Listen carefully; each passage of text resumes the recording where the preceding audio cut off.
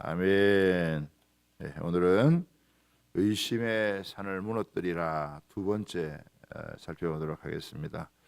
어제는 이제 하나님과 우리 사이에 있는 의심의 산을 무너뜨려야 되고, 오늘은 이제 사람과 사람 사이에 있는 의심의 산을 무너뜨려야 된다라고 하는 이 주제를 가지고 우리 함께 나누도록 하겠습니다.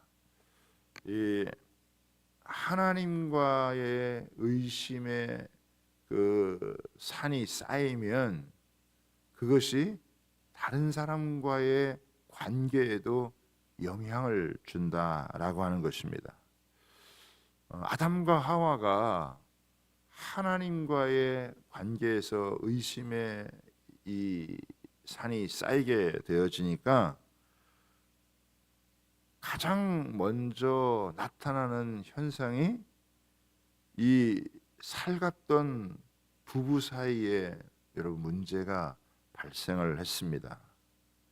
여러분, 아담은 하와를 향해서 처음에는 뭐라고 얘기했습니까?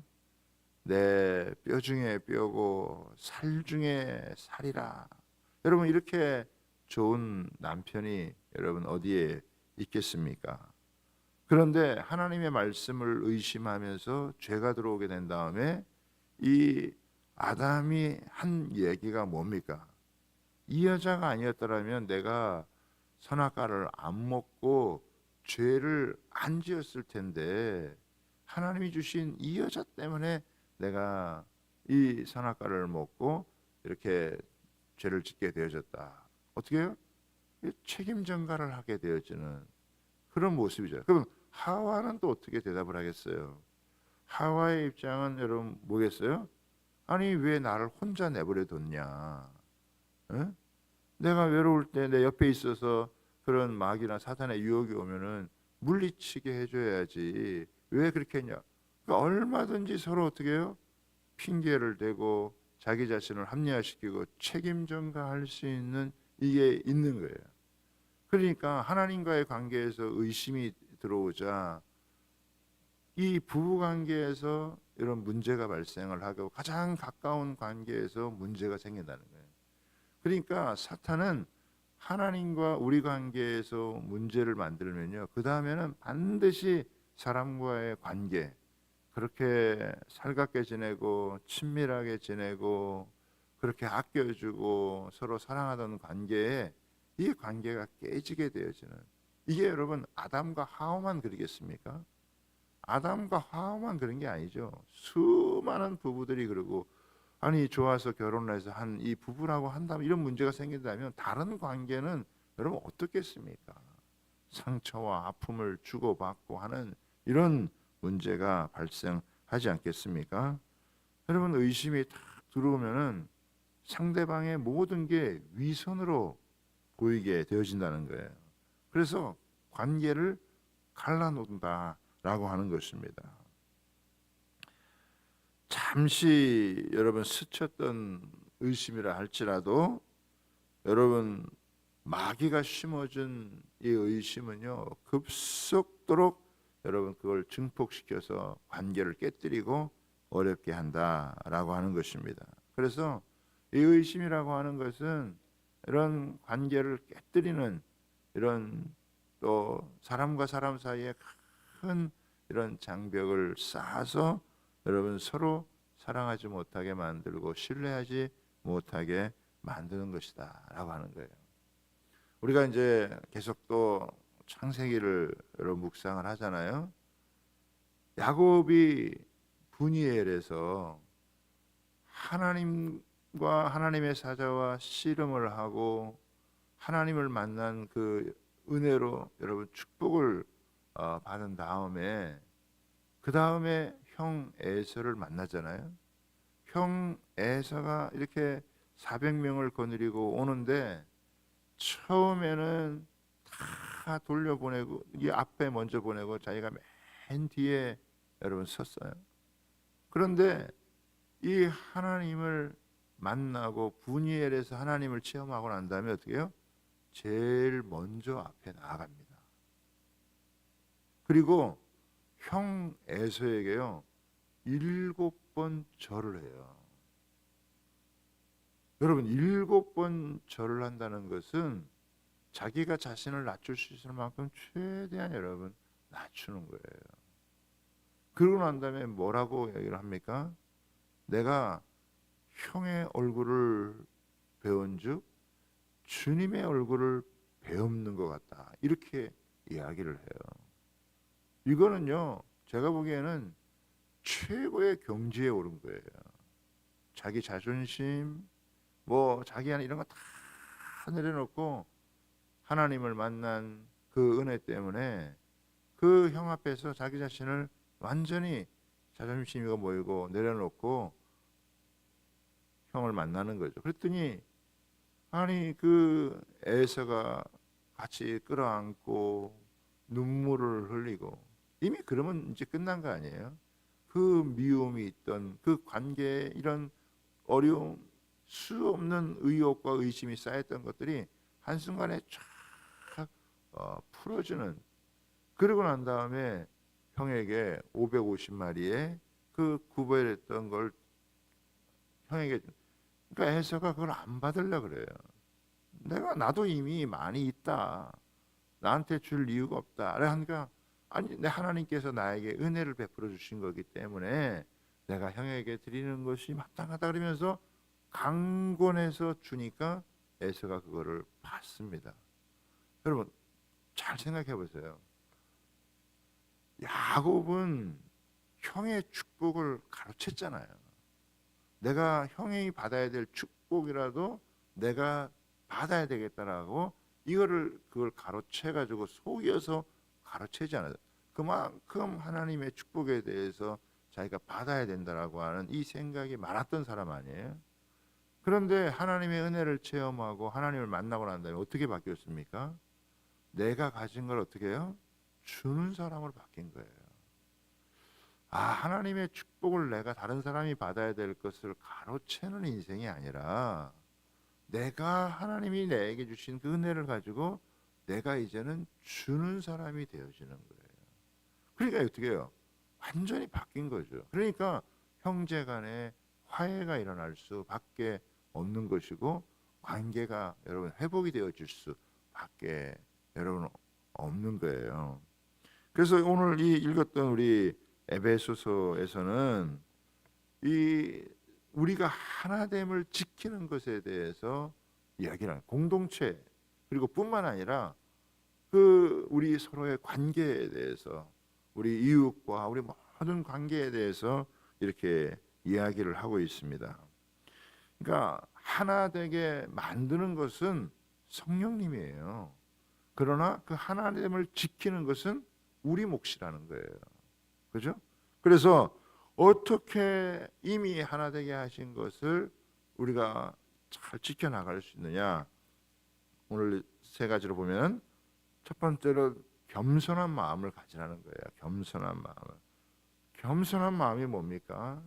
야곱이 형 앞에서 머리를 숙였던 것처럼 다른 사람을 나보다 더 낮게 여기는 마음이에요. 그렇죠? 겸손은 능력이 없으면 할 수가 없어요.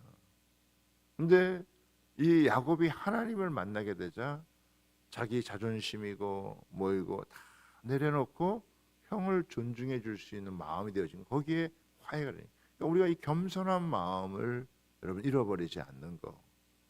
그 다음에 두 번째는 뭐냐면은 오래 참으라고 하는 거예요. 오래 참아야 된다. 당장 이해가 안 되더라도 당장 받아들이기 쉽지 않더라도 긴 호흡을 가지고 참으면 우리가 오래 참다가 보면 어느 순간 오해가 풀리게 되어지고 어느 순간 여러분 이게 달라지게 된다라고 하는 거예요. 그래서 신앙생활에서 정말 중요한 게 오해를 받고 또 다른 사람으로부터 이렇게 우리가 오해받을 수 있지만 그럼에도 불구하고 참고 견디다가 보면 하나님께서 그걸 자연스럽게 해결해 주신다는. 사실 억울하기 시작하면 예수님보다 더 억울한 게 어디에 있겠습니까? 그죠?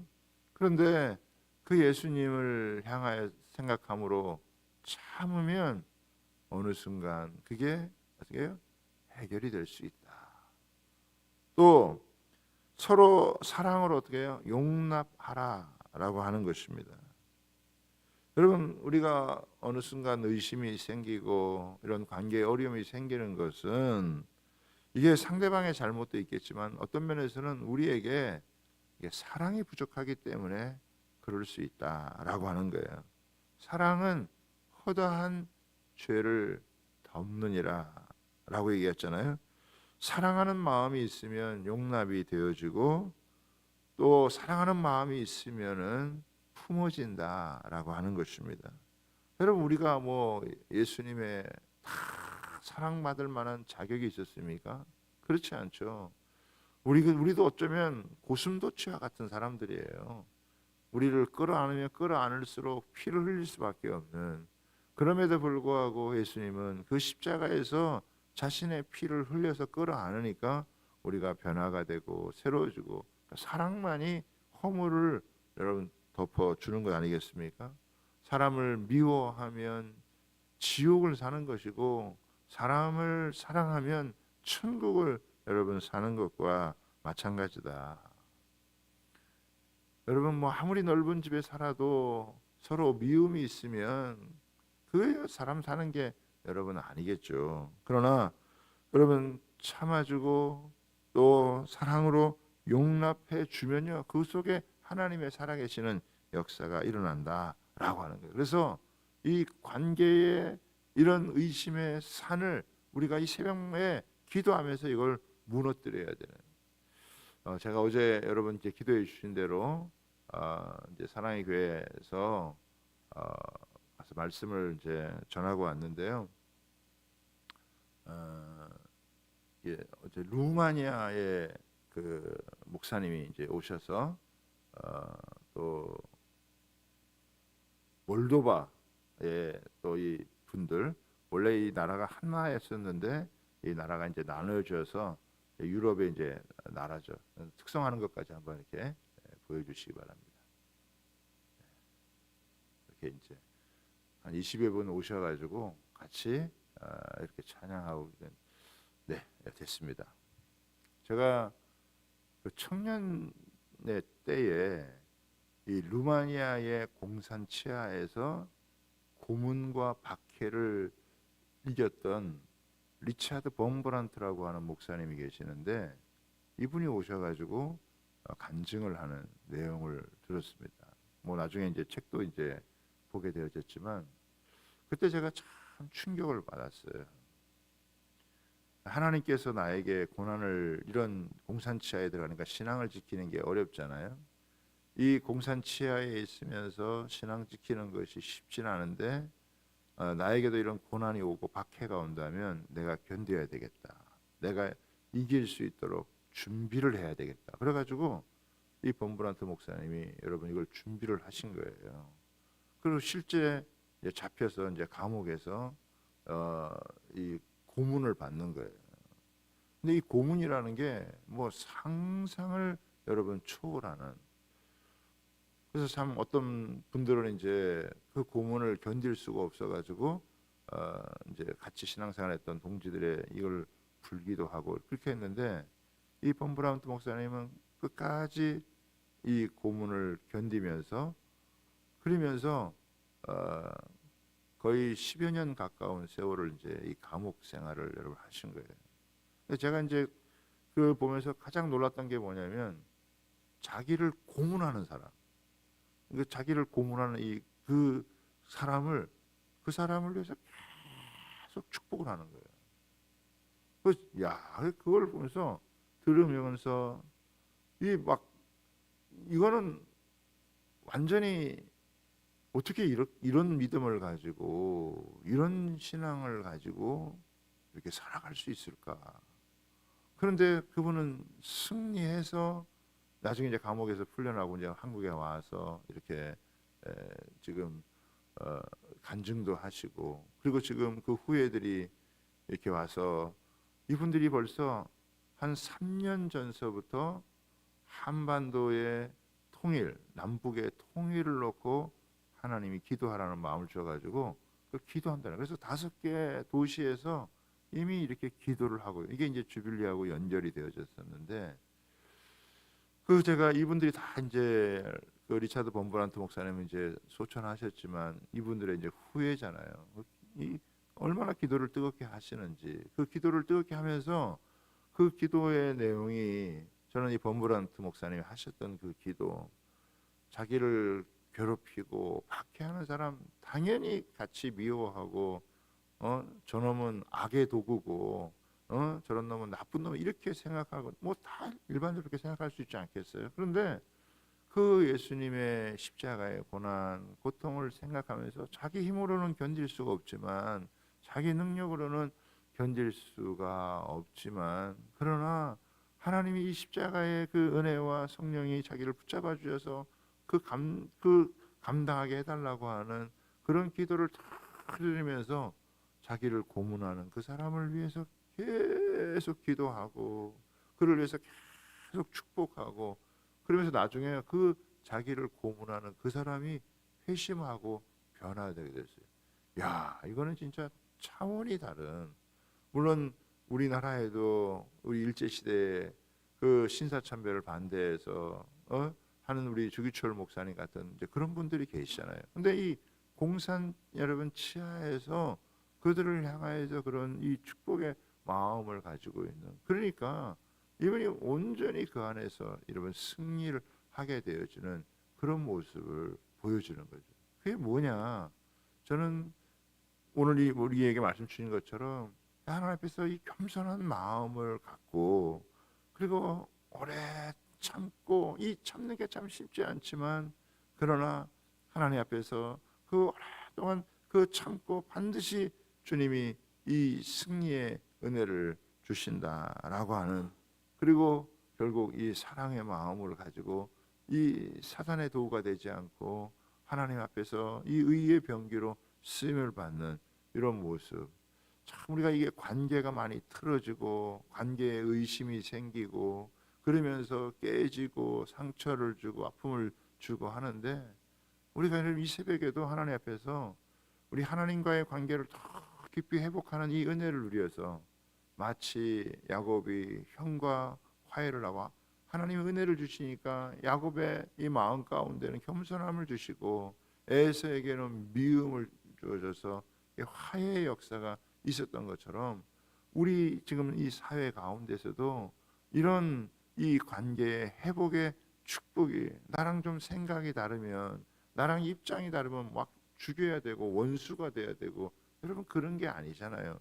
얼마든지 생각은 좀 다를 수 있고 할 수 있지만, 우리는 그것을 넘어서는, 이념을 넘어서는 하나님의 사랑이, 하나님의 은혜가 우리 가운데 있기 때문에, 우리를 품어주시고 용납하신 이 은혜가 있기 때문에, 우리가 여러분 이 십자군의 정신을 가지고 싸우는 게 아니라, 그건 사탄하고 마귀하고 그렇게 싸워야 되고, 우리는 십자가의 정신을 가지고 내가 좀 손해 보는 것 같고 내가 좀 피를 흘리는 것 같아도요, 하나님께서 반드시 여러분 손해 보고 억울할수록 나중에 더 놀라운 여러분 회복의 은혜를 주시고 하나님께서 축복하시는 줄 믿습니다.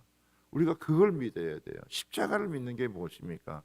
내가 이 문제를 끌어안고 내가 죽어도 이 죽음이 죽음으로 끝나지 않고 이것이 하나님이 살린다라고 하는, 회복케 한다. 여러분 이 믿음을 우리는 십자가를 통해서 보는 겁니다. 아멘입니까? 그래서 이미 성령께서 우리를 하나 되게 하셨는데, 우리는 이런 겸손한 마음, 온유한 마음, 또 참고 견디는 마음, 사랑으로 용납하는 마음 가지면 언제든지 이 관계를 회복해 갈 수 있고, 사탄이 망쳐놓은 이 관계를 하나님께 은혜로 회복해 하는 역사가 이루어지게 될 줄 믿습니다. 우리 속에 여전히 이기적이고 자기중심적인 그런 사랑, 그런 신앙이 여러분 많지만, 주님 앞에 엎드림으로 하나님께서 우리에게 진짜 하나님의 은혜를 주어서 내가 너를 축복하고 너를 통해 다른 사람을 축복한다라고 하는 이 야곱이 분이엘에서 실제적으로 이걸 체험했던 것처럼 하나님, 우리가 다른 사람의 축복을 빼앗고 우리가 어떻게 해서라도 복을 받는 이게 아니고 주님이 주신 그 사랑과 은혜를 우리가 이미 누리고 그것을 나눌 수만 있다면 하나님께서 우리를 통해 얼마든지 회복의 역사를 이룬다라고 하는 것을 우리가 믿고, 이 새벽에 하나님, 이 사람과 사람 사이에 있는 의심, 또 그런 것으로 말미암은 관계의 파괴, 어려움, 이런 것들을 넘어서서 정말 회복의 역사를 이룰 수 있는 은혜가 임하게 허락하여 주옵소서. 아무리 믿고 어려운 사람이 있다 할지라도 우리가 주님의 이름으로 그를 축복하면서 하나님의 뜻을 하나님께서 바꾸시고 변화시키시고 새롭게 하시는 그 은혜를 달라고 이 새벽에도 함께 기도할 수 있는 그런 저와 여러분 되시기를 주님의 이름으로 부탁하고 축복합니다. 하나님, 오늘 이 새벽에도 그 은혜를 우리에게 허락하여 주옵소서.